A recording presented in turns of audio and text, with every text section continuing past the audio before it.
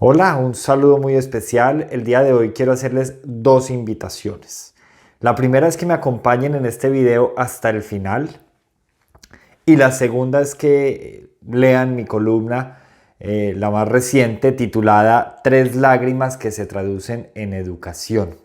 Lo que intenté en esta columna fue ilustrar solo tres escenarios, ojo, tres de muchos que buscan justificar o por lo menos ilustrar por qué la educación no es prioridad ni para el gobierno ni para la sociedad colombiana. Pues los docentes y las instituciones educativas del país han estado en el ojo del huracán durante las últimas semanas. Primero que porque no querían vacunarse, después que porque no querían regresar a los colegios, no querían dar clase. Bueno, ya los medios han encargado de hacer una ilustración muy sólida de por qué los docentes han estado señalados. Así que la primera situación que ilustro es la realidad que viven los profesores de educación física, de artes, de idiomas, para poder participar en los famosos intercolegiados, en las famosas English Week, en las famosas exposiciones de arte, eventos a los que estamos obligados a participar como docentes, porque simplemente el colegio no se puede quedar por fuera, pero cuando vamos y le decimos a la rectora o al rector, venga rec, ¿cómo me va a colaborar para los viáticos? ¿Cómo me va a colaborar, por ejemplo, para las aguas de los deportistas? La respuesta siempre es, profesor, no hay presupuesto.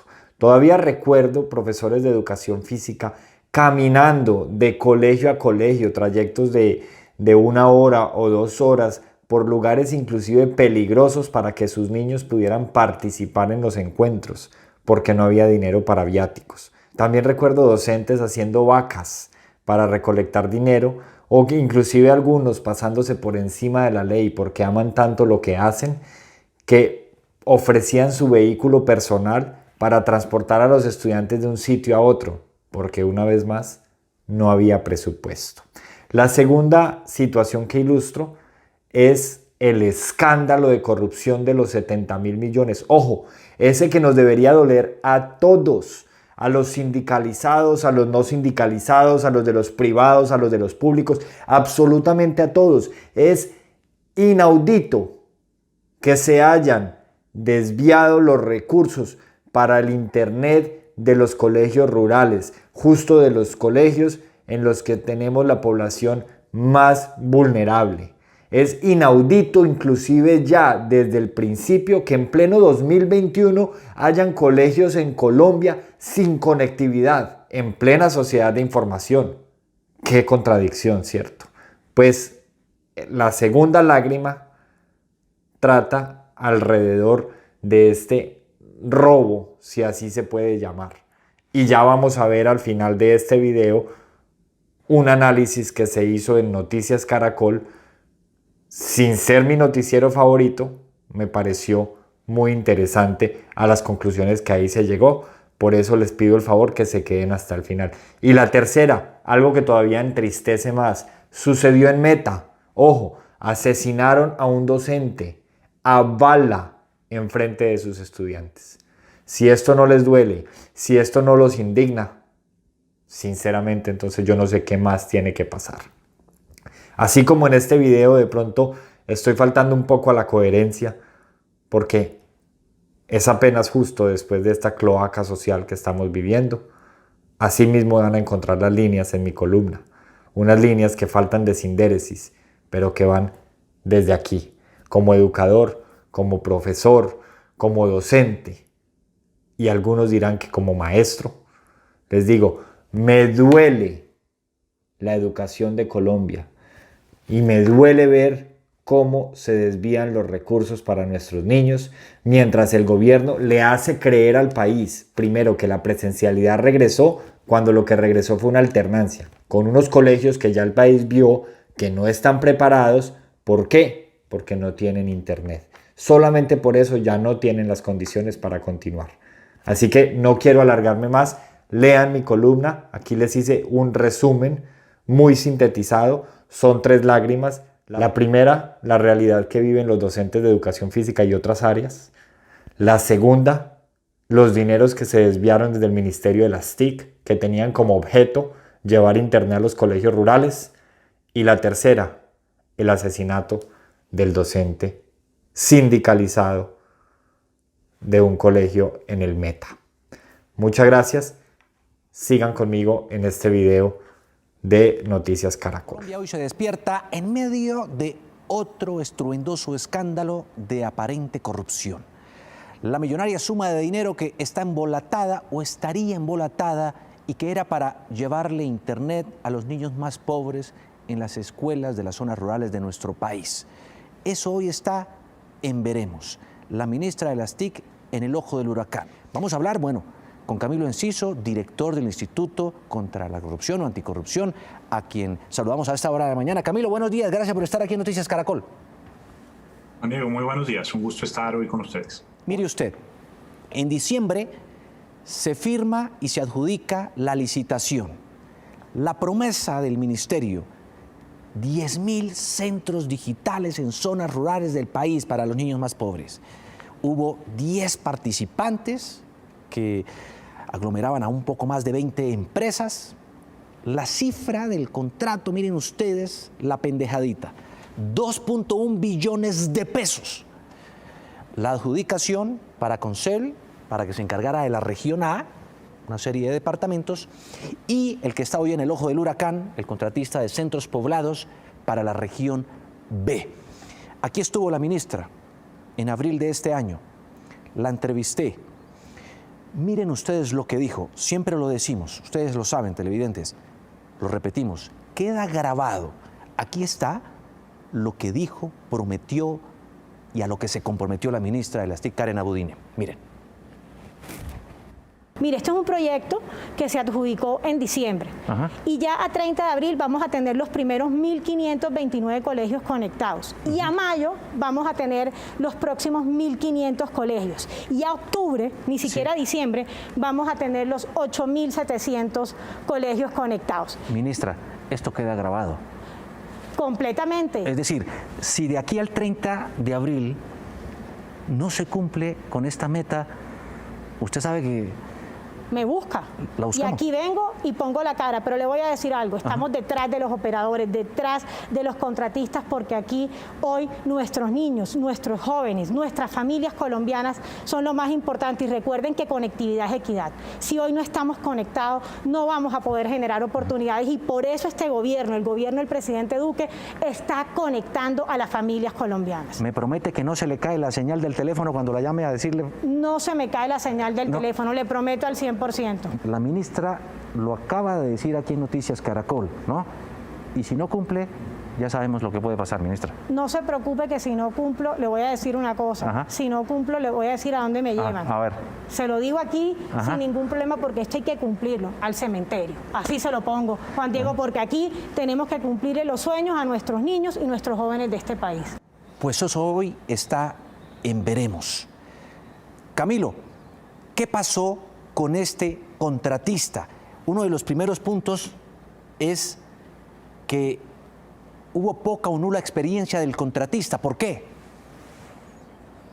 Juan Diego, déjeme empezar diciendo que la ministra, cuyas palabras usted acaba de publicar, desde hace muchísimos meses estaba advertida sobre los problemas que se podían desprender en caso de que contrataran a esa unión temporal. La W durante semanas y semanas estuvo denunciando que varios de los oferentes de ese proceso licitatorio no cumplían con las condiciones de idoneidad ni de experiencia para cumplir con ese contrato. Y a pesar de eso, el Ministerio de las TIC terminó adjudicándole ese contrato a esta unión temporal, Centros Poblados, en donde claramente las empresas que la integran no cumplen con las condiciones y los requisitos y la experiencia que se necesitaba para desarrollar y ejecutar un proyecto de tanta complejidad y de tanta importancia para miles y miles de colombianos y de niños y de gente que depende de Camilo, la conectividad de este país. Era más experiencia para construir carreteras que para asuntos tecnológicos, ¿verdad? Así es, cuando se revisaron inicialmente las características y la experiencia que estaba acreditando la empresa y que aparecía documentada en registros públicos, lo que quedaba claro era que no tenía experiencia concreta en este tipo de proyectos y obviamente cuando eso ocurre el riesgo de fracaso es enorme. El riesgo de fracaso es enorme y a pesar de eso, el ministerio no tomó las medidas adecuadas para proteger el interés público. Claro. Y permítame decir ahí además, Juan Diego, que había otros problemas que ya estaban empezando Aquí lo tengo para el que hagamos énfasis. Conflictos de intereses, ¿verdad? ¿Por qué? Así es.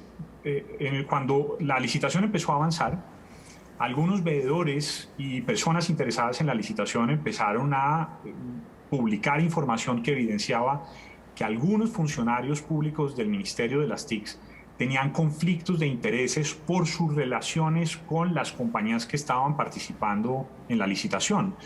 Y obviamente eso hubiese ameritado la toma de decisiones correctivas para garantizar la integridad y la neutralidad a la hora de tomar las decisiones sobre a quién adjudicarle el contrato. Entonces el tema de conflictos de intereses ahí fue crítico y lo denunciaron varios medios de comunicación también en su momento. Sí, un asesor, exasesor del MINTIC, que resultó después también ser abogado del contratista.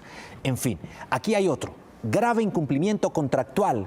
Se le hizo seguimiento precisamente a la ejecución y desarrollo del contrato 6 meses después y el avance era muy poco, ¿cierto? Así es, recordemos que este contrato tenía como 2 grandes bloques. Por un lado estaba Claro se le hizo seguimiento también al proceso de ejecución del contrato, de sus obligaciones contractuales y estaba cumpliendo, digamos, a buen ritmo, con algunas dificultades como en cualquier otro proceso contractual, pero cuando se puso la lupa sobre la otra entidad o la otra organización contratista, en este caso la Unión Temporal Centros Poblados, se hizo evidente que no había avanzado en absolutamente nada o prácticamente nada de lo que tenía que cumplir para efectos de cumplir con sus obligaciones bajo los términos del contrato. Y entonces eso llevó al siguiente escalón, al siguiente ingrediente, que fue ir a mirar si había forma de declararle la caducidad a ese contrato, si se podía terminar por incumplimiento. Centros Poblados. El contrato con Centros Poblados por el orden de 1.07 billones de pesos. Se le anticiparon, ojo con esto, se le adelantaron 70.243 millones de pesos. ¿Dónde está esa plata? ¿Qué pasó con esa plata? ¿Se hizo la conexión a Internet o no? ¿Dónde está ese dinero, Camilo? Juan Diego, esto yo no lo he verificado directamente, pero ya varios medios de comunicación han revelado que una parte muy importante de ese dinero, más de 50.000 millones de pesos, fueron transferidos a una cuenta en Delaware, es decir, es plata que aparentemente ya no está en Colombia, y obviamente la recuperación de esos activos va a ser un verdadero dolor de cabeza. Y lo que debería llamar además la atención es que ese giro inicial que se hizo, ese pago, ese desembolso, lo autorizó el interventor del contrato, en este caso, sin haber verificado realmente que se estuvieran cumpliendo las condiciones para efectos de poder hacer el desembolso. Y peor aún, también se ha conocido que ese interventor aparentemente también tiene conflictos de intereses. Claro, es que ahí viene otra perla, y es la denuncia que hizo el Banco Itaú de las presuntas pólizas o garantías que presentó el contratista para ganarse la licitación, que son falsas. ¿Cómo puede ocurrir eso? Pues eso es una cosa que uno no se explica. Uno esperaría que el gobierno nacional y sus equipos de contratos tuvieran la debida diligencia para verificar la autenticidad de cada uno de los documentos que aportan los oferentes en estos contratos, y en este caso ya el contratista, que tuvieran la debida diligencia de llamar y verificar que esas pólizas en efecto cubrieran la ejecución de ese contrato de cualquier tipo de riesgo. Y es increíble, inaudito, que solamente en el momento en el cual el Ministerio de las TICs, presionado por la opinión pública y por el grave incumplimiento del contrato, se ve la necesidad de avanzar hacia la declaratoria de caducidad, resulta que en una audiencia se dan cuenta que las pólizas son falsas. y que el Banco Itaú dice, eso no es conmigo, yo no he dado ninguna cobertura sobre ese contrato, y eso lo que significa es que esos recursos están literalmente en el aire. Claro. Bueno, pues ahí está. Para resumir lo que está ocurriendo con este contrato y con el Internet para los niños de las zonas rurales de nuestro país, en un hecho que da simple y llanamente tristeza. Frente a lo que está esperando, ministra, espero que usted me cumpla su palabra. Acuérdese, quedó grabado. Quedó grabada. Si esto no nos indigna, colombianos y colombianas, si esto no nos pone a pensar alrededor de la educación de nuestros jóvenes, niños, niñas y adolescentes, el problema son ustedes. Ya escucharon ustedes, la ministra estaba advertida. Aquí no hay excusa. Por favor, no creamos a los medios nacionales. Esto es un acto latente de corrupción. La ministra tiene que pagar por estos 70.000 millones de pesos que hoy no sabemos en dónde están. 70.000 millones que usted, señor colombiano, puso con sus impuestos. 70.000 millones que usted sudó con su frente. E inclusive 70.000 millones para los que de pronto usted se tuvo que endeudar porque no tenía con qué pagar la declaración de renta y le tocó acudir a un préstamo para cumplirle al gobierno que hoy está haciendo que sus recursos se desvíen y se queden en los mismos con las mismas. Muchas gracias y hasta pronto.